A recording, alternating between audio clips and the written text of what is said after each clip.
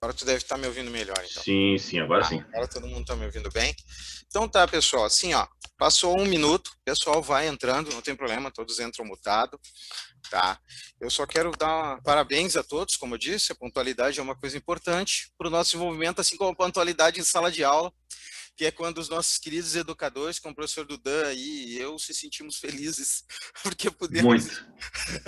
trabalhar com todo mundo o assunto desde o começo e aproveitar aqueles minutos ali, então. Tá, então quero dar um ótimo dia a todos, tá? E a todas presentes.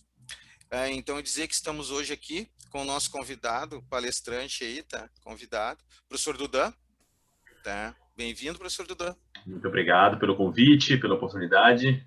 Tá? E eu, que serei o mediador aqui do nosso webinar, o Marco Garcês, tá? Então, de novo, sejam todos bem-vindos. Quero avisar que hoje a sala está cheia realmente, da DES, para o professor Dudan. Essa hora da manhã, falar de matemática e tudo, um professor deve ser um professor muito carismático também com os alunos, assim como tenho muita gente querendo saber do assunto que nós vamos falar aqui no webinar. Tá, vou dar uma breve introdução aqui de como é que funciona o nosso webinar, assim, para aqueles que estão entrando aí pela primeira vez, tá, no nosso webinar. Todo ano a gente tem um tema, tá, que a gente gosta de tratar.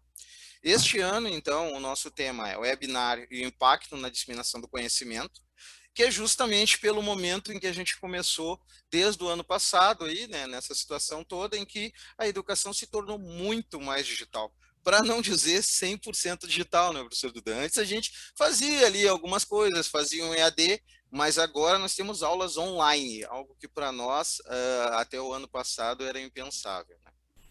Então, geralmente os nossos assuntos aqui giram sobre as áreas do conhecimento de gestão, educação e tecnologia. E o nosso formato, tá, aqui do webinar, tá, é um formato curto, a ideia é só um café do conhecimento aos sábados de manhã.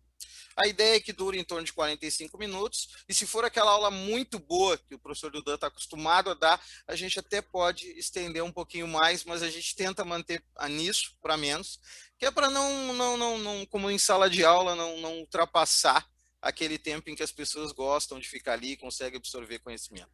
Geralmente iniciamos, como vocês viram, pontualmente às 9h30. Depois a gente tem uns de 25 a uns 30 minutos para o nosso palestrante convidado. A ideia é que todos aqui presentes a gente possa fazer ali uns 5 a 10 minutos, tá? De análise, perguntas e respostas. As pessoas que forem fazer as perguntas, coloquem no chat, por favor. É importante para nós, tá? Coloquem no chat. A nossa equipe aqui de retaguarda vai me ajudar. Eles anotam ali as perguntas e tudo. E passam para mim e se der alguma coisa, se faltar o tempo, depois a gente manda as respostas, porque vocês cadastraram o e-mail, mando para o Dudan, me manda, eu mando para vocês as respostas sem problema nenhum, tá? A ideia é encerrar às 10h30, tá? Encerrar no horário perfeito para que as pessoas possam fazer as outras coisas. E nessa linha, como a gente falou, né, de educadores e tudo, são 45 minutos como se fosse uma sala de aula, uma ideia, mas aqui é uma ideia trocar um bate-papo com o nosso palestrante, tá? Então, de novo, hoje estamos aqui com mais um webinar focado na área de educação. O assunto, os desafios de ensino à distância, que é justamente como a gente está aqui nessa webinar, com o nosso querido professor Dudan. De novo, seja bem-vindo, professor Dudan. Já fizemos uma entrevista, já conversamos. Quem quiser ver essa entrevista e esse próprio webinar, pode acessar o nosso site lá na Mag Company, tá? Se sentir à vontade, vai lá, tem podcasts e tal, dicas e outros conteúdos. Fico feliz em iniciar, então, este webinar com o professor Dudan. Agora sim, do professor Dudan. Nosso grande Daniel, isso foi uma surpresa para mim. Professor Dudan é Para muita Daniel. gente, acho que só minha mãe que me chama de Daniel atualmente, isso que é muito engraçado. Pô, isso aí, ó. E nascido em Brasília, né, Distrito Federal, grande Distrito Federal, local do Legião Urbana também, uma banda Sim, que eu curto muito. Formado pela UNB em matemática, licenciatura, e como ele gosta de dizer, após 3 anos de retiro, viajando pelo mundo, tendo conhecimento, isso eu acho importante e aconselho todo mundo, e de autoconhecimento, ele aterrissou em Porto Alegre. Ainda bem para nós, para os alunos daqui, tá? Ele aterrissou em Porto Alegre, retomou a vida docente, voltando à sala de aula, ingressou na área de vestibulares e depois de concursos públicos. e desde então segue aí ajudando os alunos e a superar as traumas com matemática e alcançar a tão sonhada aprovação. Olha, de coração, isso é um grande mérito, professor. Fico muito feliz de ter um professor assim. Sou da área de física, sei quanto isso é complicado e ter alguém que desmistifique e que possa ajudar nessas ciências exatas no momento que a gente precisa tanto, como foi o momento de vacina, agora que o pessoal viu quanto é importante a ciência. Sim. Tá? Então, hoje, ele vai estar falando aí nesse nosso sobre na disseminação do conhecimento, que é o que a gente precisa, tá? E isso faz parte do nosso lema aqui também, disseminar a informação, que é um trabalho que o professor Dudan vem falando. Então, Dudan, tudo contigo aí, os desafios do ensino à distância. Pergunto, tu já está aí com o co-host? Já é possível tu fazer? Vamos ver, dar uma olhada aqui. Sim. More. Perfeito, tá? Acho que deixa eu ver como co-host. Deixa eu ver se te coloca aqui, ó, make. Para te poder fazer o compartilhamento de tela. Foi para ti? Acredito que sim. Tá. Então daí tu vê, se tu conseguir compartilhar aí, pode Deixa eu se ver. sentir. Uhum. Tá. Como é que eu compartilho a tela aqui mesmo? Eu sempre esqueço. Tu vai no. Tem ali embaixo, na tua tela, tem participantes, tem tudo. Aí tu tem uma aba chamada Share, New Share. Para mim não. Do lado do Agora sim, apareceu. Tá. Apareceu. Perfeito. Aí no New Share é só fazer o compartilhamento. Enquanto a gente está falando aqui, são os lembretes aí, por favor, que eu tinha esquecido, muito importante, para ajudar aí. Vamos manter todos os microfones fechados, como eu disse, perguntas pelo chat, e a todos um ótimo webinar aí. Sinta-se à vontade, Duda. Vamos lá então, Marco. Aí com... Obrigado. Primeiramente, dando bom dia ao pessoal que está nos assistindo, né? Eu tenho um pessoal que está para entrar ainda, mas está com dificuldade em entrar. Não sei se o pessoal não conseguiu acessar pelo link. Como é que... Pode me falar aí o que eles estão tendo lá. Desculpa, pessoal. Vamos ver se a gente consegue ajudar o pessoal aí do professor Duda. A minha mãe está tentando entrar pelo celular e pelo computador não consegue, mas a minha mãe também tem problema com informática. Eu acho que o pessoal também está procurando os e-mails ali. Eu falei que recebeu um e-mail ontem, né, Marco? Isso. Não, agora de manhã foi mandado e-mail para todo mundo. É só clicar no link, ele manda para o web, aí se tu tiver instalado, tu entra pelo aplicativo ou tu entra pela web, tá? E se qualquer coisa, é só ir direto na página do Simpla lá, ir direto, né? Se logar, e aí vai aparecer ali, botar meus convites ali e entrar ali, sem problema nenhum. Beleza, vamos lá. Quem for entrando, vai entrando, não tem problema. É que realmente eu vi esse problema já do início. Então, pessoal, quando o Marco me fez esse convite, né, a gente se conhece por outros lados que não o lado docente, eu fiquei muito feliz com o convite. É um momento muito interessante de falar sobre o ensino, né, um momento de pandemia, um momento complexo, assim, que nós estamos passando. E é bom também estar aqui presente com alguns alunos meus que eu sei que já acompanham há um bom tempo, que eu já vejo uma evolução deles também no próprio ensino do EAD, né, Marco? Sim. Porque, como eu te falei no início, eu venho de uma família de professores, né? Meu pai é professor de português, minha avó materna é professora, meus tios, por parte de mãe também, alguns são professores. Então, eu sempre tive no meu sangue essa presença do ser professor. E é muito curioso você perceber que na geração do meu pai, que deu aula até ali o ano de 2000, 2005, e na minha geração, que entrei em sala de aula bem por essa época, né? Foi bem legal, porque eu entrei em sala de aula quando meu pai estava saindo. Tu desativou teu vídeo, Duda. Opa, sem querer. Eu entrei em sala de aula quando meu pai estava saindo, né? Quando meu pai começou a se aposentar, dava aula de português, e eu estava ali entrando para dar aula, estava começando a faculdade de matemática. Foi uma transição muito interessante. E meu pai me contava as histórias de sala de aula da época dele, que já eram muito conflitantes com o que eu já percebi em sala de aula. Porque na época do meu pai não tinha internet, não tinha atendimento via web, via WhatsApp, via Instagram. Era dentro da sala de aula. O cara entrava, dava aula, acabava a aula dele, ele botava a caixinha de giz, que na época usava caixinha de giz, embaixo do braço, ia para casa, tinha que corrigir prova, tinha que fazer algum outro tipo de atendimento. Deixa eu responder o aluno aqui que está procurando o e-mail. O e-mail é no nome de quem? Vai no nome dele, no e-mail que ele cadastrou. Mas o envio vem do seu e-mail pessoal? Isso, vai como Mag Company. Ah, tá. Vai como Mag Company. Quando ele se cadastrou lá, vai como magcompany.com.br. E vai Tranquilo. dizendo Simpla, convite e tal. Uhum. Muita gente às vezes não identifica o e-mail. Tá, mas vamos embora.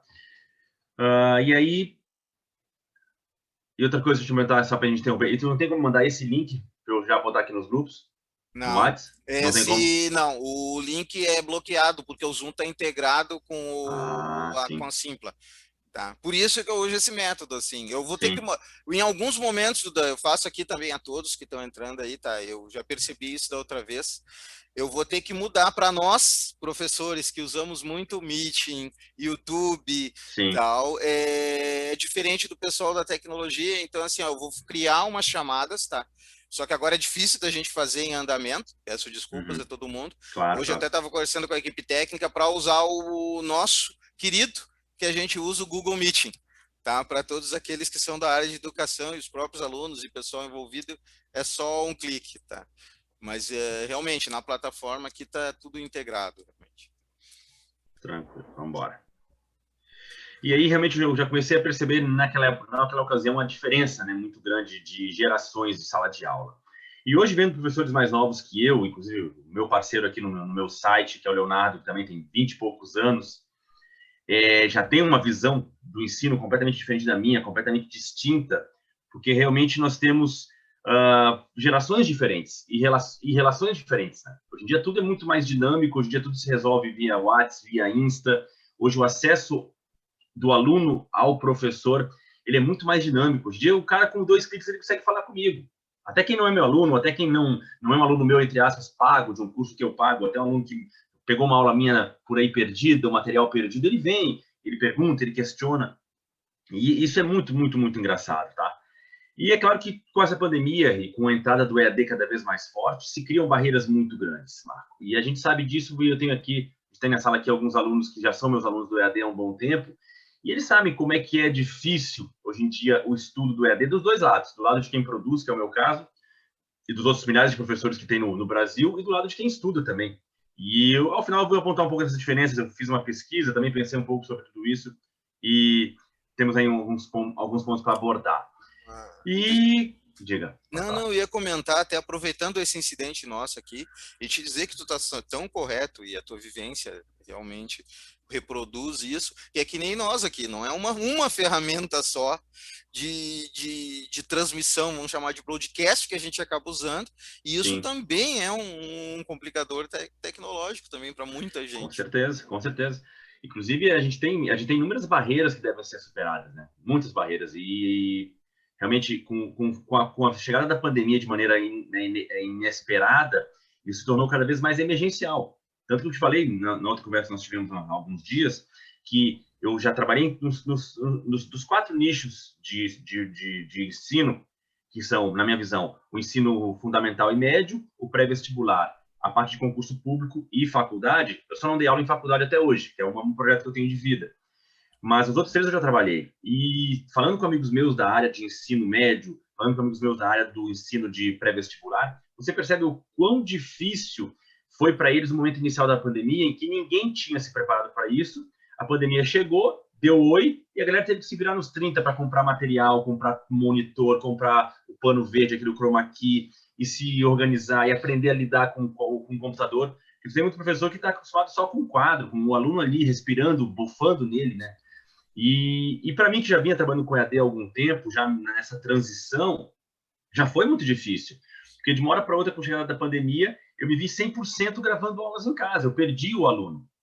Tanto que eu Verdade. brinco em aula, eu não sei mais como é que é um aluno, eu não sei mais como é que é o cheiro de um aluno, porque eu não vejo um aluno assim há quase um ano. A gente não vê um aluno presencialmente, a gente vê aqui, né? Eu tenho meus grupos de estudo, eu tenho meus alunos que eu atendo, a gente vê aqui pelo Zoom, pelo Meeting, pelo YouTube, mas você não vê pessoalmente, você não tem mais aquele calor humano de chegar.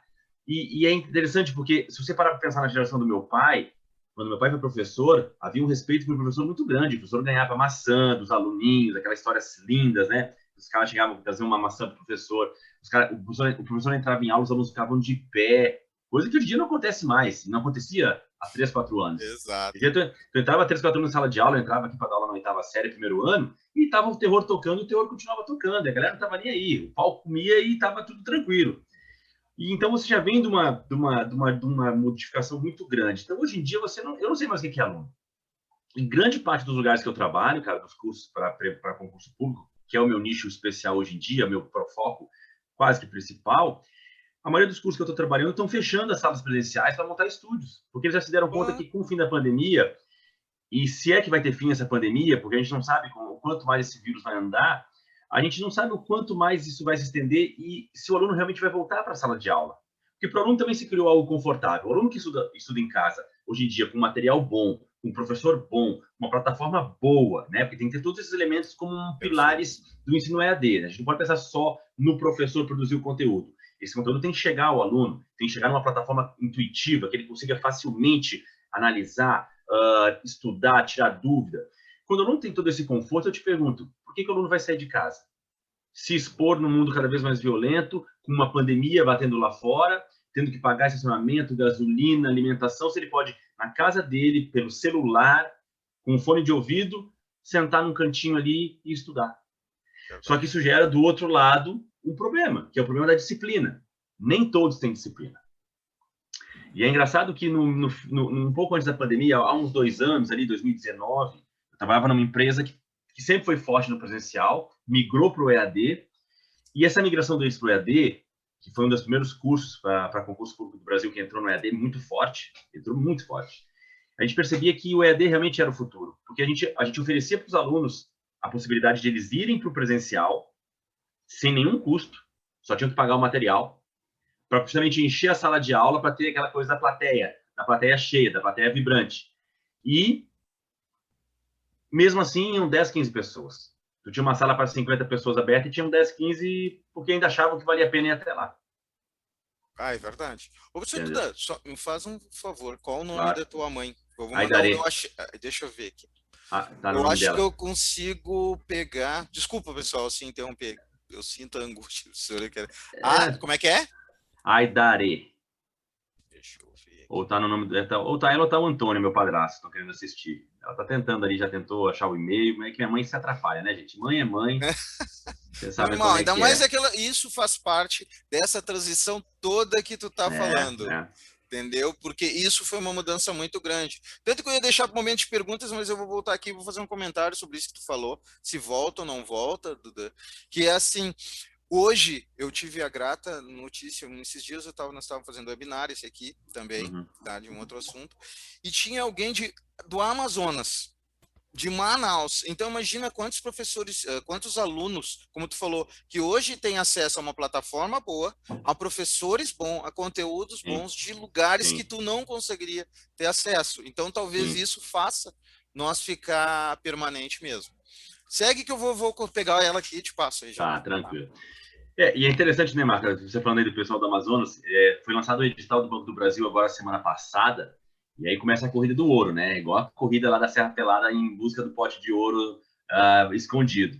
E aí agora a gente está esperando quase 1 milhão de inscritos para esse concurso do Banco do Brasil, que é um concurso de nível nacional.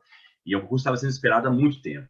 Desde o ano passado ele estava para sair em março do ano passado, depois era abril, depois era agosto e veio. E eu montei um grupo de estudo no meu site e a gente tá com alunos de tudo que é canto, cara. Tem aluno de Rondônia, tem aluno do Acre, tem aluno do Nordeste, tem aluno do Sul. Então a gente começa a entender como a gente consegue atingir assim uma territorialidade. É absurdo. E o Brasil é um país muito grande. O Brasil é quase um continente, né? A gente não pode chamar o Brasil de país, porque isso aqui é quase um continente inteiro. Então é interessante a gente conseguir entrar na casa das pessoas. Eu me lembro de certa vez a gente estava também no Nordeste para fazer um pré-prova do Banco do Brasil. E isso foi ali no 2014, quando o concurso de banco era o auge do governo da Dilma e do Lula, muito emprego e muito concurso. E a gente foi para o Nordeste dar um pré-prova, concurso do Banco do Brasil, da região Nordeste específica. E curiosamente as pessoas foram ao aeroporto nos esperar, cara. Eu achei assim, eu jurava que eu era os Beatles, porque a gente chegou no aeroporto tinha gente nos esperando. A gente chegou no hotel para dar aula no dia seguinte, a gente tinha acordado cedo, tomado café. Chegamos no saguão do hotel para dar aula lá no lugar específico, lá no salão. E já tinha gente nos esperando, assim, desde as 6 horas da manhã, cara. E as pessoas te abraçavam e pegavam o telefone, fala com a minha mãe adora tuas aulas, aqui, assina minha camiseta. Cara, é uma coisa absurda, assim, como o alcance da educação ela é interessante, sabe?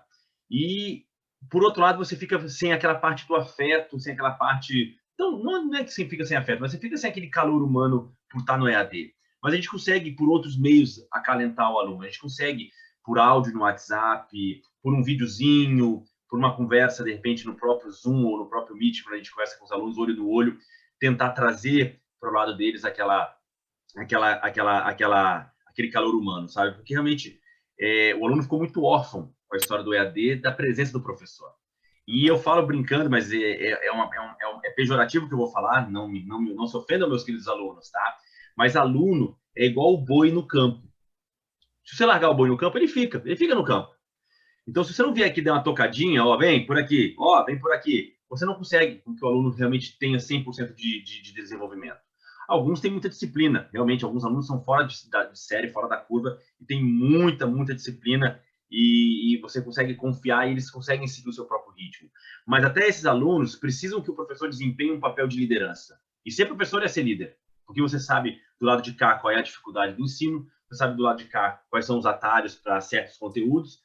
Então, com o EAD, a gente também tenta e tem que fazer isso passar. A gente tem que fazer isso passar para as pessoas. A gente tem que conseguir passar para eles essa orientação, que seja via o áudio, via o WhatsApp, via o que for, porque o aluno realmente ele precisa dessa ideia, entendeu? Ele precisa dessa orientação aí para poder se ajustar. Eu preparei um materialzinho, gente, rápido, para a gente poder dar uma olhadinha nos tópicos em relação à educação brasileira. O pessoal está chegando aí, serão bem-vindos. Agradeço mais uma vez, viu, a presença do Andrezinho, meu queridão, o Ivanir, grande parceiro também, sempre focado estudando. O Sanã, uma querida, estuda também. Todos os alunos meus, ô Marcos, esses caras são sensacionais, viu? Todos no caminho certo da aprovação, tenho certeza. A Vitória também, a Fernanda está focada também no nosso MP, a Ju, a Samara aí também chegando. Fico muito feliz, viu, gente? Vocês tenham entrado aí, que todo mundo consiga entrar rapidinho aí, para a gente poder se ajustar. Tô vendo se minha mãe entra, que minha mãe queria muito assistir. Passa aí, eu te pedi. Vou passar o e-mail dela aí para você. E do teu pai também, por favor, teu cadastro. Tá. Eu vou te mandar da minha mãe, ver se você consegue por ela primeiro, vamos ver. Mas relaxa, Marcos, também se não der, não tem problema não. E aí eu vou preparar um materialzinho aqui, gente. Marco, já fazendo, né, uma semi-propaganda do meu site, e aí alguns já conhecem o meu site. Fale, pode falar. Não, ia dizer, inclusive, tá, todos os dados teus, tudo vai estar lá, é só entrarem lá na Mag Company, clica ali no teu link, vai ter todos os dados para todo mundo poder acessar o nosso professor, querido professor. Deixa eu botar aqui na tela para vocês, então. Então, eu acabei criando um site, Marco, depois de muito tempo de sonho, tá compartilhado, né? Tá compartilhado. E até falei essa semana para os meus alunos, durante uma live, que eu não queria vender o meu nome. Eu não queria fazer um site com o meu nome, professor Dudan, apesar de saber que o meu nome no mercado é um tanto quanto forte. E deixa eu só responder o pessoal que está perguntando.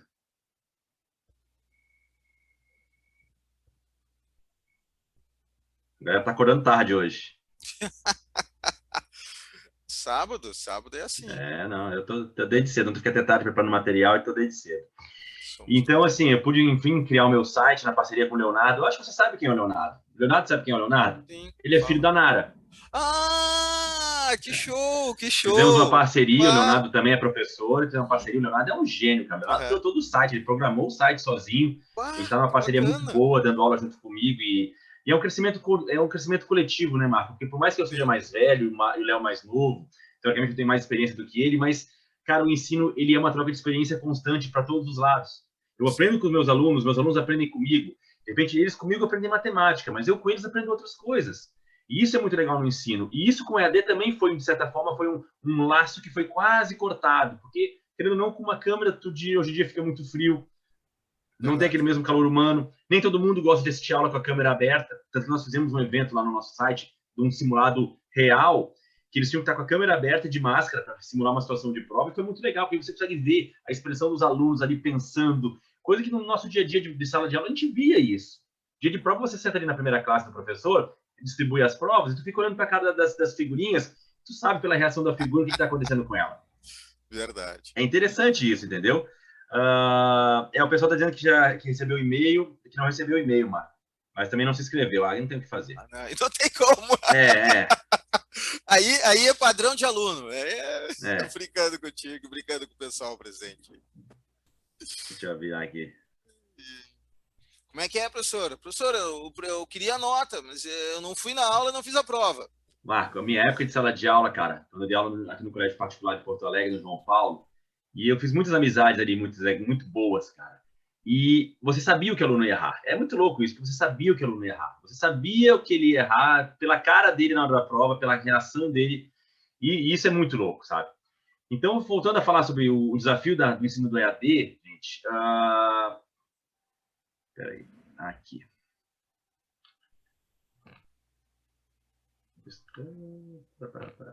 Peraí. Tá, botei no último slide, eu vou colocar no primeiro, cabeça. Então eu fiz aqui a gente tem isso aqui, inclusive, é a entrada das nossas aulas, viu, Marco? É já Ah, num legal. computador e um celular, porque a gente já mostra para o aluno que a gente sabe que esse é o caminho. A gente Sim, sabe que o sim. estudo pelo EAD é o futuro, a gente não tem mais dúvida disso. Eu não sei se é um caminho sem volta, mas como eu te disse, grande parte dos cursos que eu trabalho já estão fechando as salas de aula presenciais e abrindo só estúdio, porque já acreditam que o formato é melhor, você pode gravar de casa, você pode definir um padrão de gravação, você pode ajustar um áudio e tudo mais, e pode atender, entendeu? Você pode ter 4, 5 professores gravando simultaneamente, você não fica mais restrito a uma sala de aula física. É claro que, por outro lado, a gente vai perder a presença do aluno, tá? Mas falando dos desafios da matemática, do ensino no EAD, eu faço primeiro uma pergunta, né, para quem está nos assistindo aí, meus queridos alunos. Se a gente tirar a palavra EAD da frase e ficar só com os desafios do ensino já no Brasil, a gente já tem uma resposta muito clara sobre isso. O ensino brasileiro ele tem desafios diários, desafios históricos de 500 anos de colonização portuguesa. A gente já conversou sobre isso, inclusive, Marco, nos nossos Isso. bate-papos, né? Nossa primeira universidade tem um pouco mais de 100 anos. E a gente tem um corpo político que não tem interesse algum em educar o povo. Porque um povo educado não comete os mesmos erros 2, 3 vezes. O povo educado não vota em cara corrupto 2, 3 vezes, como a gente sabe que tem muitos aí que se reelegeram e vão continuar se reelegendo. Porque tem gente ainda que vota por interesse e vota sem saber o que está fazendo. Então, o primeiro desafio do Brasil em relação à educação, em qualquer âmbito, é AD, presencial, são as políticas públicas de incentivo à educação. Entra governo, sai governo e muda isso. O Enem era um patinho feio há 15 anos, quando eu dava aula para o Enem, e o Enem naquela época era, na verdade, um supletivo para o cara terminar o segundo grau. Depois o Enem virou uma coisa maravilhosa, um cisne branco com o governo do PT, e hoje o governo Bolsonaro já tenta tirar um pouco o foco do Enem, porque sabe que isso é uma bandeira do PT, e essa guerra política ela não faz bem para ninguém. Eu não estou aqui defendendo o partido A ou B, porque eu sou apartidário. Eu defendo o Brasil, eu quero o melhor para o Brasil. E para o Brasil, o melhor seria que nós tivéssemos políticos interessados em trazer para o povo uma educação de qualidade, em todos os aspectos. Professores bem remunerados, porque, pô, para pensar, um cara que dá aula hoje em dia aqui em Porto Alegre, na Lomba do Pinheiro, na Zona Sul, no raio que o pata, o cara ganha um teto de R$ 2.000, mano, para sair É, de casa realmente. todo dia. Hoje em dia você corre o risco de apanhar de aluno, de pai de aluno, coisa que na minha geração não era nem imaginado isso acontecer. A gente tem vários casos de alunos, de professores que foram agredidos por alunos, e pensa no trauma para um professor, em todos os aspectos. Está ali ganhando mal, fez 4, 5 anos de faculdade, está ali se dedicando e leva coisa para casa, corrige prova, elabora prova, e o Estado não te dá recurso para poder, né, atender as suas principais necessidades. Como é que eu vou exigir de um professor hoje em dia de rede pública que ele tenha um computador como eu tenho, uma tela touch, uma câmera como eu tenho para fazer uma aula online? Ah, mas o colégio vai fornecer? Não vai fornecer. Tem colégio que não tem nem internet, Certíssimo. não tem nem computador, e se tiver, o pessoal entra lá e rouba. Então, assim, são muitos desafios do ensino à distância. É claro que se a gente for para o âmbito privado, é um cenário. Para o âmbito público, eu vejo isso quase que um sonho, é sonhar acordado. E aí você vê o governo do Bolsonaro falando que vai fazer um Enem via computador daqui a uns anos. Me desculpa, isso não tem condições. O Brasil é gigantesco, você não tem como fazer um computador chegar lá no Acre, lá na Amazônia, naquelas regiões ribeirinhas, com a mesma eficiência de um computador que vai estar em São Paulo, na capital do país, principalmente em Brasília. Então a gente tem que entender que o Brasil ele já parte do princípio que é um país muito diferente, muito grande, uma dimensão absurda. Eu que viajei pelo Brasil todo praticamente conheço muito do Brasil e sei que nada que for feito no Brasil sem atender às particularidades regionais vai ser feito de forma eficiente. Tem que tratar cada região com as suas peculiaridades, porque elas têm as suas peculiaridades. Se falam outros idiomas, se come uma comida diferente, até a arquitetura muda. Você cruza a fronteira aqui de Santa Catarina, já mudou tudo, já parece que é outro país. Então, a gente tem que tentar passar a partir desse princípio para entender, tá? Primeiramente, gente, a origem do ensino na história da humanidade estava sentado na família, né? Em que o pai, a mãe e alguns entes passavam para os seus descendentes e para os seus familiares algum certo tipo de ensinamento. Então, a origem do ensino começa no âmbito familiar, no âmbito de dentro de uma família, tudo bem? É claro que a ideia não era adestrar os jovens, não, mas sim fazer com que eles entendessem algumas coisas, adquirissem certas experiências e técnicas de sobrevivência. Porque, realmente, antigamente, as pessoas sobreviviam. Elas não tinham vida como nós temos, elas não tinham luxo como nós temos, elas lutavam para sobreviver. Então, a origem do ensino ela vem nessa necessidade de, dentro do corpo familiar, de um pai explicar para o filho como é que ele caçava, de um pai explicar para o filho como é que ele limpava um peixe, de uma mãe explicar para uma filha como é que ela cuidava de uma criança, como é que a menina podia ajudar em casa. Então, o ensino ele parte dessa ideia de você querer passar para os outros algo que você tem conhecimento e que para eles é questão de sobrevivência. E realmente hoje, estudar é questão de sobrevivência. Hoje em dia, você sem um nível superior, você já está muito defasado. Você hoje em dia, sem ser concursado, você corre o risco de ficar a vida inteira à mercê de um salário mínimo, ou de um salário que pode mudar, um valor que você não sabe quanto vai ser mês a mês, sem plano de saúde, sem todas a segurança que tem um funcionário público. E interessante, eu venho de uma família que todo mundo praticamente é funcionário público. Eu sou o único que não sou. E eu sinto hoje em dia na pele isso. Porque com a pandemia e com algumas mudanças na minha vida, hoje eu ganho basicamente um valor que eu não sei mês que vem quanto vai ser. Tem meses que eu ganho muito, tem meses que eu ganho pouco. Eu tenho que fazer uma média, tenho que equilibrar.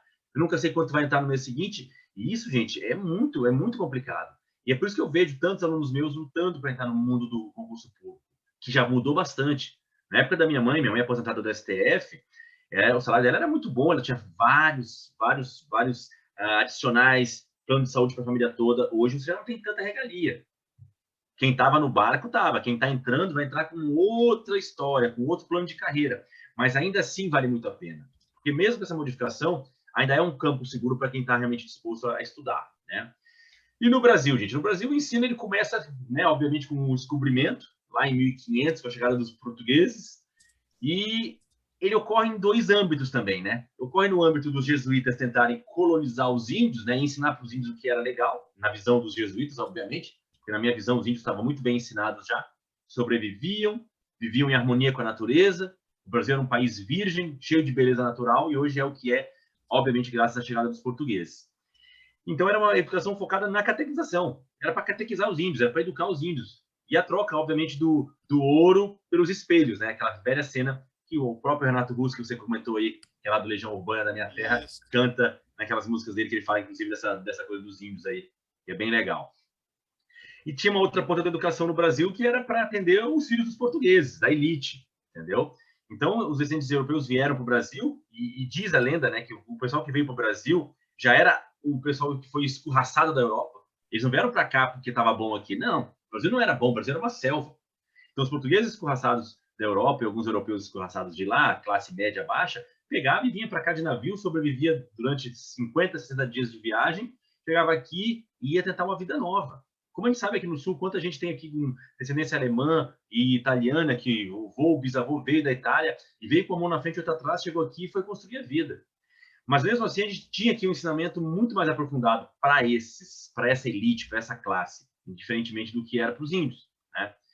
Olha aí uma foto do pessoal naquela época estudando. Imaginem vocês, meus queridos, estudando no coleginho assim, ó, de terninho. Duvido que algum de vocês foi de terno para o colégio alguma vez na vida. Então, era um estudo muito rigoroso, o ensino era muito rigoroso no começo aqui. E as coisas foram realmente se ajustando, se aprofundando, e chegamos a um ponto hoje em dia, como eu falei, que tem aluno que agride professor, que o aluno chega em sala de aula, entra como quer, não pede nem licença. Eu acho uma agressão absurda para a figura do professor, né? E quando me dizem que no Japão, quando você fala que é professor, as pessoas te cumprimentam daquela maneira, com aquela saudação quase que para um rei, eu fico perguntando quando é que isso vai acontecer no Brasil. Quando é que um professor no Brasil vai ter pelo menos um salário digno para poder sustentar uma família e trabalhar com a consciência de que ele está, né, fazendo o certo? E eu até brinco em aula, Marco, que nós, professores, somos praticamente um ser em extinção. Daqui um dia a gente vai estar no museu em pé e vão dizer, aquilo ali é um professor. Vão dizer, que legal, porque a futura tendência é uma máquina dando aula, é uma máquina passando conhecimento. O EAD já está fazendo isso. Daqui a pouco o professor sai de cena e vai ter um computador dando aula no meu lugar, como é que se diz? Que o pessoal mais novo usa, que é um homem, uma figura humana que te representa. Como é que é o nome disso? Não é um meme. É tipo quando você se troca por um personagem de computador. Um Tipo, avatar. Um avatar. avatar. É. Avatar. Vai ter um avatar dando aula. E o avatar vai dar aula tão melhor do que eu. Porque ele já está indo para esse corte desse lado afetivo entre a sala de aula, o professor e o aluno. A gente tá rompendo esse laço. Esse laço professor, aluno, sala de aula, todo mundo junto, misturado, bagunçando, ele vai seguir sim, mas a tendência é que cada vez seja menor, cada vez seja menos. A gente não sabe se não vai vir uma outra pandemia, a gente não sabe de onde veio esse vírus, se vem mais. É bem complicado, tá? Só para vocês terem uma ideia, gente, da educação no Brasil, quanto ele cresceu o EAD no Brasil, tá? Em 2009, nós tínhamos 16% de novos estudantes no ensino superior brasileiro que escolheram o EAD, isso em 2009. Em 2019, 10 anos depois, já eram 43%.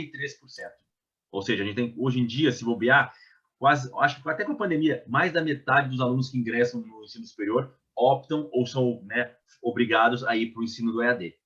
Então, o EAD se tornou uma realidade e uma necessidade. Tudo bem? Então, a gente tem um aumento absurdo do número de matrículas no EAD. O EAD foi instituído no Brasil em 96, obviamente com um projeto piloto muito cru e muito defasado, né? Inclusive, tivemos agora, nos últimos anos, um próprio MEC ajustando alguns detalhes e autorizando alguns cursos via EAD, que facilitou ainda mais a entrada de pessoas nesse universo. Então, você percebe que, segundo o Censo da Educação ali, de 2011 a 2012, o EAD teve um crescimento superior à educação presencial. Então, o EAD já vem crescendo desde o início de 2010 por ali. E com a pandemia, gente, agora realmente disparado a modalidade mais usual e mais usada, até pela necessidade de afastamento, né? E houve um censo e a modalidade representava ainda 16% das matrículas do ensino superior. A maioria, obviamente, instituição privada, que a gente sabe que o ensino público é muito complicado, né? O ensino público não tem como fornecer para o professor todas as ferramentas necessárias. E o Google revelou que buscas por instituições de ensino que oferecem curso à distância aumentou cerca de 130% nos últimos anos. Isso aí eu acho que foi uma pesquisa pós-pandemia, tá, Marco? Pra você ver como a galera começou. E é interessante isso, porque eu acho que com a entrada da pandemia, com as pessoas mais tempo em casa, muita gente começou a correr atrás de outros cursos via EAD. Não digo faculdade, mas eu digo um curso de especialização, um curso gratuito de línguas. Eu mesmo comecei a pesquisar sobre cursos de programação gratuitos na internet para poder aprender programação, que é uma coisa que eu tenho muita vontade.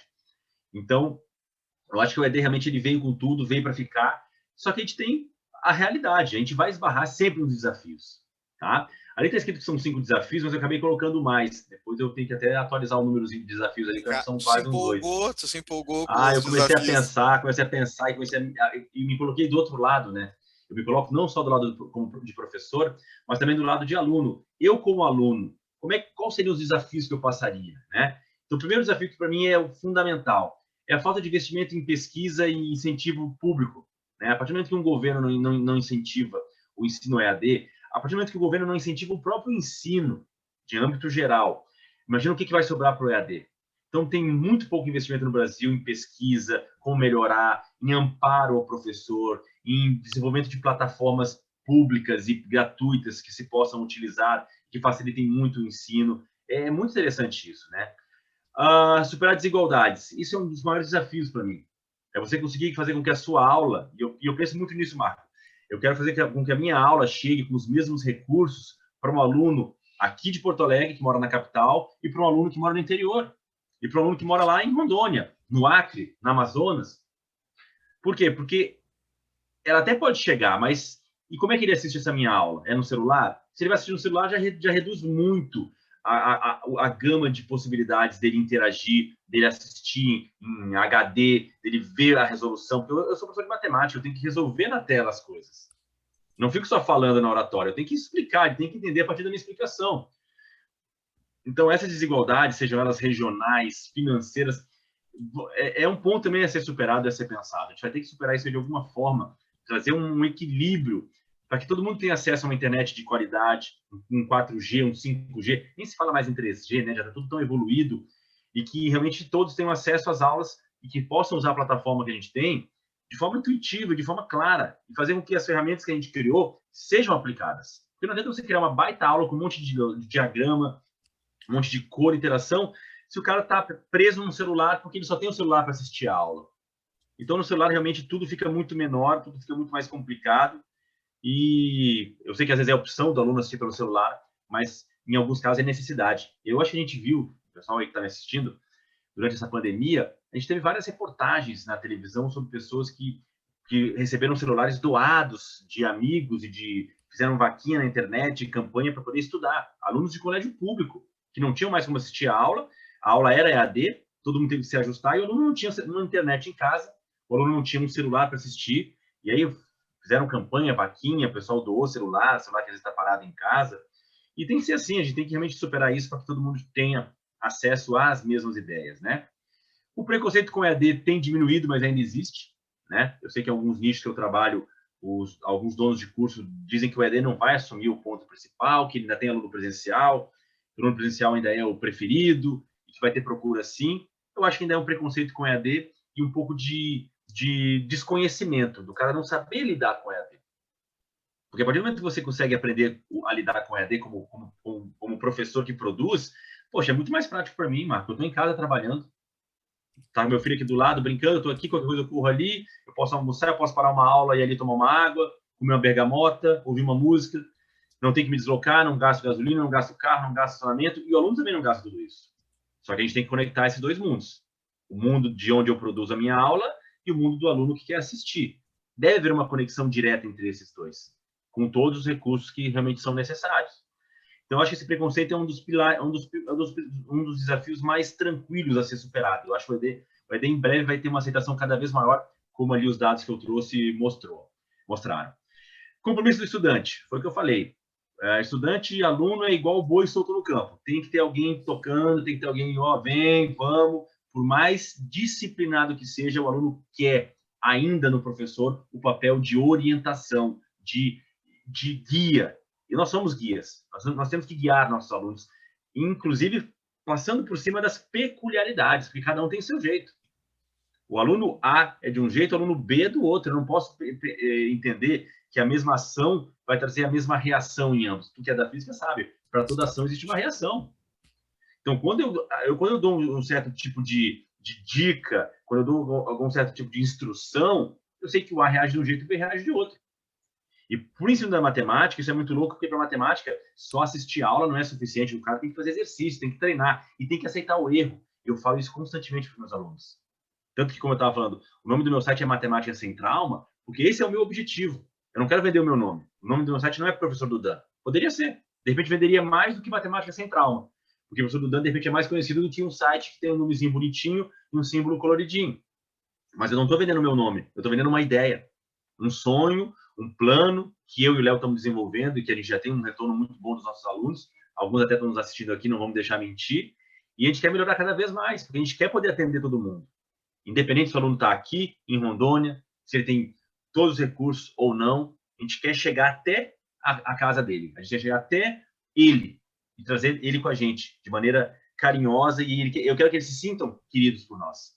E a gente tem feito mentorias semanais também, Marcos. Essa mentoria é o momento do bate-papo direto. A mentoria semanal que a gente faz aqui é o momento de bater papo, de chorar as pitangas, de orientar e de dar dura. E eu dou dura. Tá aí alguns, eu não vou te citar nomes, né? Mas se eu citar o nome de alguns aí já levaram dura minha, que eu falo, pô, vamos lá. Tá, a ampulheta tá girada, a areia tá caindo, você não pode ficar aí, sabe, esperando o trem passar 2 vezes. O trem já tá passando. Então, também temos toda essa preocupação de trazer o aluno para o nosso lado. Não é só vender aula. Eu não quero só jogar minha aula lá, compra. Não. Eu quero trazer o aluno comigo e falar, vem cá. Na ausência da nossa presença física, como sempre foi, eu tenho aqui uma presença quase física. Na câmera, tete a tete, olho no olho. O que é a nova moda, entendeu? A gente vai ter que aceitar isso aí. Perfeito. A emergência da pandemia também foi um elemento que complicou muito, né? Porque isso não foi pensado. Muita gente se adaptou na emergência. A gente sabe que na emergência é tudo mais corrido, mais atropelado. Vários amigos meus, professores de pré-vestibular, que não lidavam com EAD, tiveram que aprender a lidar. Tem ainda eles muita dificuldade até hoje. Eu ajudo, mando tutorial, vou na casa, arrumo. Tem o papel pano verde, que o meu tá ali atrás, o meu chroma key, fica em cima do meu toca-disco para poder usar. e tem que comprar uma câmera boa, e tem que ter um microfone bom, e tem que ter um computador bom que rode os softwares. Então, a emergência da pandemia também atropelou muito, porque não era todo mundo estava preparado para isso. Eu que já lidava com isso, já tinha em casa toda uma estrutura. Quando começou a pandemia, que eu me vi preso dentro de casa, e eu estou preso dentro de casa há um ano. Se eu dei 2 aulas presenciais nesse um ano de pandemia, foi muito. Até em Criciúma, que lá o negócio estava mais suave. Eu mesmo me vi sem pai nem mãe. Eu mesmo falei assim, caramba, e agora o que eu faço? Só em casa eu vou gravar? Será que eu preciso melhorar aqui? Câmera, microfone, a iluminação? Comecei a melhorar, investir, porque você sai de um foco no presencial, entra num foco no EAD, e então você está produzindo uma aula agora que ela vai ser definitiva, e uma aula é para sempre, né, Marco? Uma aula gravada é para sempre. Se qualquer bobagem que eu falar aqui agora fica marcado para sempre. Eu tenho que estar até concentrado no que eu vou falar para não falar bobagem. E os inacessos aos novos meios digitais, como a gente falou, né? Tem muita gente que tem acesso, tem muitos que não tem. Isso também é uma grande barreira mesmo. E a falta de capacitação profissional, que a gente esbarra em professores mal preparados. E a culpa não é do professor. A culpa é do Estado. A culpa é das faculdades. Eu vou dizer por mim, me formei na UNB em Brasília, eu não saí pronto para dar aula. Eu terminei meu curso de matemática de licenciatura e eu aprendi a dar aula na sala de aula. Tive algumas matérias muito boas na faculdade que me orientaram muito a ser um professor melhor, mas a maioria era encheção de linguiça, era definir fórmula, corolários, teoremas, que para ser professor em sala de aula não era necessário para mim. Tanto é que eu tenho exemplos de amigos que não são formados e são professores maravilhosos. E amigos que são formados e não são tão bons professores, porque não é o diploma que te faz um bom professor. O diploma é necessário, com certeza, mas o que te faz ser um bom professor são as suas experiências, é o estar em sala de aula, é eu ter vivenciado tudo. Realmente isso é o que é mais importante, entendeu?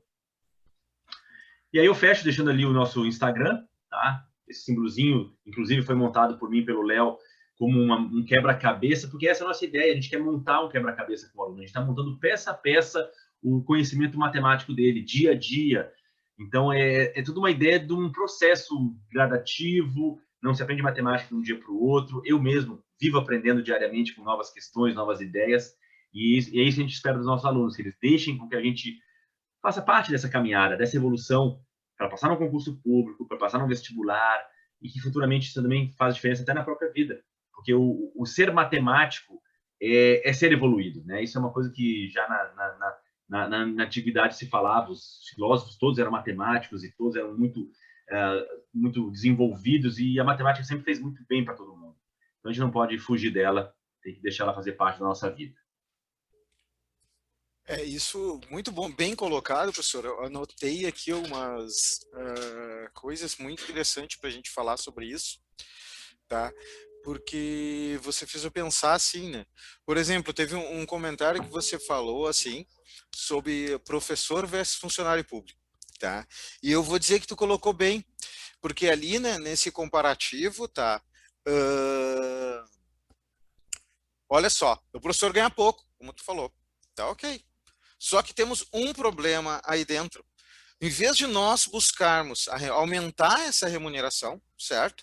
Para o valor correto, já que a gente diz que, por exemplo, alguns funcionários públicos, algumas pessoas ganham muito dinheiro, isso e aquilo, será que elas não estão ganhando o correto e o professor é que está ganhando o errado? Eu concordo. E aí todo mundo entrou numa paranoia de baixar salário. Não, vamos diminuir, que foi o que falou. Vamos tirar benefício de todo mundo, porque tem que ganhar igual ao professor. E aí eu te pergunto, como é que tu vê isso? Não seria o contrário a acontecer? Cara, se a gente valorizasse o ensino. Se nós valorizássemos o ensino. Eu parto do princípio que 2 das profissões mais importantes do mundo são o médico, porque o médico salva vidas e põe vidas no mundo, e o professor. Porque o médico ele começa e termina uma vida, e o professor está nesse meio tempo, nesse meio caminho, orientando e ajudando a criar o ser humano. E se você comparar o salário de um médico ao de um professor, aí já se mostra bem gritante essa diferença. Eu falo em aula, eu dei aula muito tempo para pré-vestibular de medicina, e eu falava, gente, eu nunca vi médico andando de ônibus. Eu nunca vi médico na fila do INSS. Eu nunca vi médico na fila do atendimento do SUS. Se eu parar aqui, eu moro perto da Santa Casa. Se eu parar aqui na frente da Santa Casa, aqui meio-dia, ou de manhã cedo, é só BMW, Mercedes, eles chegam tudo de jalequinho branco. E eu digo assim, ó, pessoal de 20, 30 anos, não é pessoal de muita idade. Porque realmente a medicina, ela paga muito bem. E é um nicho que existe, entre aspas, um cartel na medicina, porque a gente sabe que o vestibular de medicina poderia aprovar muito mais gente, mas eles não querem, porque quanto mais gente no mercado, como é na parte da advocacia, a advocacia tem tanto advogado por aí, por que medicina não tem toda a faculdade? Por que a gente tem aí 10, 15, 20 faculdades de medicina no Brasil? Não mais do que isso, não chega a 50. Porque realmente, se tiver muito médico no mercado, o salário cai. E eles não querem isso. Eu vou ajudar um pouco aí, Duda, que é isso. Pegar esse link para ligar com os outros aqui que tu foi falando, que é muito bacana.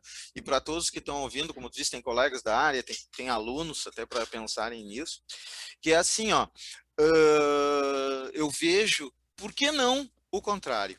Porque tu colocou assim, ó, e aí tem umas coisas que eu anotei, porque como também a gente fala aqui no site, eu sou Sim, da área de tecnologia, que sim. é assim, professor versus computador, tá? Conhecimento de inteligência artificial. Eu digo da área de tecnologia que isso nunca vai rolar. Eu parto de um princípio, e aqui comentando contigo, que é um princípio da computação que a gente tem para inteligência artificial, que a gente usa esse nome, tá? Mas não é. Que é o quê? Tu pode automatizar conhecimento de mais alto nível para quem tem menos nível de conhecimento. Então, se tu passar por esse princípio, significa que tu teria que emburrecer muito a população para que esse conhecimento de alto nível fosse o suficiente para ela. Concordo. Só que como tu precisa de áreas de desenvolvimento de conhecimento científico, inclusive para o desenvolvimento da humanidade, olha, tem Marte, tem outros planetas, tem viagens espaciais que vão ser uma coisa natural para nós dentro de mais alguns anos, tá? E outros desafios globais, não mais locais, que vão precisar de cada vez mais gente criativa. Vamos Uhum. colocar nós no nosso lugar. E isso exige uma inteligência que a inteligência computacional não consegue. Então, eu diria que o professor, não sei se tu concorda, é isso que eu pergunto, o professor nunca vai deixar de existir. O que a gente pode acontecer é justamente esse rebaixar em algumas situações do conhecimento. Como é que tu vê essa parte? Eu acho que deixar de existir não deixa, mas eu acho que ele pode mudar o seu formato. Eu acho que o professor ele tem evoluído, ele é um ser em evolução. Ele vem de um ser físico em sala de aula e agora ele já expande para uma coisa que, com 2 cliques no celular, tu tem acesso a uma aula. Eu vejo como os alunos vêm falar comigo via Instagram, via WhatsApp. Então, hoje você é muito mais acessível do que era há 10 anos. Então, acho que realmente isso vai acabar evoluindo. Eu não imagino realmente um computador dando aula no meu lugar, porque eu não estou só replicando conhecimento, eu também crio conhecimento. Coisa que eu não sei se a inteligência artificial, como você disse, esse nome que deram, seria capaz de fazer. Eu acho que ainda vejo a necessidade muito grande de ter a presença humana em algumas áreas. É claro que algumas outras podem ser mecanizadas. Beleza, bota um computador para fazer uma máquina e manda o cara embora. Mas eu acho que para o ensino, a presença de uma pessoa física, seja ela via EAD ou via sala de aula presencial, ela é fundamental, porque é humano ensinando ao humano. E se realmente um dia se inverter isso, for um robô ensinando humano, aí a gente vai estar lá no filme do Blade Runner, aí o negócio já está totalmente mudado, já estamos andando em nave espacial, já estamos morando em Marte, aí a coisa já está no futuro muito Num longe. outro nível, né? Bem longe de agora. E nessa ligação que tu falou, para voltar ali no que tu falou, nós estávamos falando da remuneração, fazendo o link, é que eu entro, o professor está mudando para um capacitador, para Sim, realmente uma pessoa que auxilia, ela ajuda na capacitação dos outros, tá? Ele se torna um facilitador do conhecimento. E aí ele precisa, fazendo o link, do investimento. E aí se torna caro. E eu fazer uma brincadeira, te respondendo aqui, fazendo analogia. Por que dizem que as faculdades de medicina tem que ser poucas? Porque tu tem que ter um hospital, nesse hospital tu tem que fazer tal, tal. E por que não é igual? Para te ter uma faculdade de ensino, tu não tem que ter uma escola, dar aula naquela escola, montar toda uma estrutura. Porque é, todo mundo leva o ensino como se fosse algo fácil. Vai claro, ali, dois claro. anos, sai falando para alguém e deu. Só que isso é o exemplo que tu deu na falta de pesquisa. Quando tu vai ver a melhor ferramenta. E aí eu já trago um pouco aqui para o exemplo que eu dei, né? Que essa diferença de dois mundos. O meu próprio webinar vai ter que mudar. Tá? Eu já Sim, percebi isso. Por quê? Por causa justamente dessa visão de tecnologia. Não há sim. nenhum problema no uso desse modelo para quem é de tecnologia, para Uhum, algumas outras áreas. Mas na área da educação civil, a complexidade sim, disso. sim. Então, esse investimento em pesquisa, melhores metodologias, eu concordo contigo, tá? Eu tenho acompanhado muito, tem outros webinars que a gente fez, para quem quiser assistir também, que toca nesse ponto, e que fala justamente dessa, vamos chamar de descaso, que acaba impedindo que muitas mentes na faculdade desenvolvam novos métodos para dar aula, que eu acho que foi o que tu quis dizer nesse sentido, né? Sim, mas por outro lado também, Marco, tem uma coisa muito interessante que é, há 10 anos, vamos supor, em um período pré-internet, como é o molde atual, um professor Chico, lá do interior do Piauí, a quem ele atingia? Aos alunos que estavam ali perto dele. Hoje, com o YouTube, com o Instagram, hoje com a parte de monetarização disso, que também é uma coisa que gera um outro lado, você descobre talentos onde não havia talentos. Você tem professores que você há 10 anos não conheceria. E hoje você pode, numa simples pesquisa no Google, conhecer 2, 3, 4 professores de matemática tão geniais que você fica surpreso com isso, entendeu? Então, essa facilidade do acesso que acontece com a internet agora, com o Instagram, com o WhatsApp, com pandemia, com tudo, ela realmente facilita com que a gente descubra novos talentos. E aí, quando você começa a descobrir novos talentos, você também incentiva outras pessoas a virarem novos talentos. Então, tem gente que olha e fala assim, pô, que legal que esse cara está fazendo. Tem um exemplo que eu uso, que eu vou usar agora, que é um cara do Instagram chamado, ele é o Mr. Bean da matemática. É um brasileiro, professor do interior de Minas Gerais, ele é a cara do Mr. Bean. Pô, o cara tá, não sei se tá ganhando dinheiro, porque não é só isso que importa também, mas ele tá com mais de 1 milhão de seguidores no tal do TikTok, ele faz vídeo imitando o Mr. Bean, dando desafios matemáticos, o cara é brilhante. Brilhante. E é um cara que, se não fosse a internet, de repente, os alunos dele do colégio conheceriam, alguns familiares dos alunos, a família dele e mais meia dúzia de gente. E o cara tem mais de 1 milhão de seguidores no TikTok. E todo dia ele bota um vídeo diferente, com desafios matemáticos legais, com uns macetes muito bons, que alguns acho legais, outros eu acho que é mais truque, que não se aplica na minha visão, porque não vai funcionar sempre, né? É uma mágica naquele momento. É o coelho tirando da cartola. Mas nem sempre na hora da prova tu consegue tirar esse coelho. Então, para mim, não tem tanta eficácia algumas coisas que ele posta lá para o lado da aplicação no dia a dia da matemática. Mas para showman, para o efeito do para chamar a atenção. Claro. E a internet virou isso, né, Marco? A internet virou uma vitrine de quem faz o quê e quem faz melhor. Tu vê, tem o pessoal lá que vende receita de bolo, o pessoal que vende receita de qualidade de vida, e tem muita gente ganhando dinheiro com isso. Isso também a pandemia criou. A pandemia criou um nicho de digital influencers, que todo mundo agora quer ser digital influencer porque ganha dinheiro em cima disso. Ou ganha desconto em produto, ou ganha roupa. É engraçado isso, né? E isso na minha cabeça já não passa. Eu sou de uma geração que isso aí... Eu não sou de gostar eu não gosto de me expor, eu gosto de ficar muito no meu canto, na minha vida. E às vezes eu tenho que me vender na internet, fazer uma propaganda, alguma coisa que me incomoda, mas eu tenho que entender que isso é um ajuste. Se quando eu conversei com meu pai há 20 anos, quando eu decidi dar aula, ele falou, meu filho, tem certeza? Dar aula é complicado. Olha o que meu pai falou na época, tem que aguentar aluno, tem que corrigir prova em casa. Olha a visão do meu pai naquela época. Hoje, se eu for orientar alguém que está querendo entrar no corpo docente, eu vou dizer, tem certeza? Ser professor não é fácil, tem que aguentar aluno no Instagram, no WhatsApp, tem que fazer TikTok, você tem que ter 50 mil seguidores para você ser considerado famoso e bom professor, porque parece que a métrica do bom professor é o número de seguidores que ele tem, e não é. Não é. O bom professor, ele pode ser feito sem nenhum seguidor. Eu vejo exemplos de professores que são da velha guarda, que são fantásticos. Eu não tenho um seguidor no Instagram, porque nem Instagram eles têm. Agora, você hoje em dia ser um bom professor na visão atual é ter mais de 50 mil seguidores, é mostrar lá como é que é o seu dia a dia, postar você na academia, postar você tomando um vinho. Claro, é o que a sociedade demanda. A sociedade hoje em dia demanda esse tipo de informação. Mas aí eu acho que se misturam os papéis, uma coisa que eu ainda sou um pouco reticente quanto a isso. Isso, assim, eu tô adorando, Duda, mas pontualmente são 10h30, temos que encerrar. Peço desculpa aí a todos que não conseguiram entrar. Vai estar gravado, professor, tá? Pode passar, vai estar disponibilizado ali. Logo em seguida eu já disponibilizo. Perfeito. Quero agradecer a todos, tá? A todos aqueles que mandaram suas perguntas, nós vamos responder posteriormente, tá? E ficamos por aqui, tá? Então agradeço ao convidado. Muito obrigado. Como eu disse, quem quiser mais informação dele vai estar disponível lá no site. Nós vamos ter todos os dados dele, incluindo o site do professor Dudan, que é importante segui-lo, importante acompanhá-lo. Vejo que o trabalho é muito importante. Disseminar o conhecimento é uma dificuldade muito grande. Então, acessem lá as entrevistas. Até mais. Gente, Grande obrigado. final de semana para todos. Professor Dudan, mais alguma coisinha para falar aí para nós de encerramento? Um abraço a todos, obrigado pela presença aí, meus queridos alunos, pessoal que estou vendo o nomezinho ali, um por um, sintam-se abraçados, obrigado por terem vindo.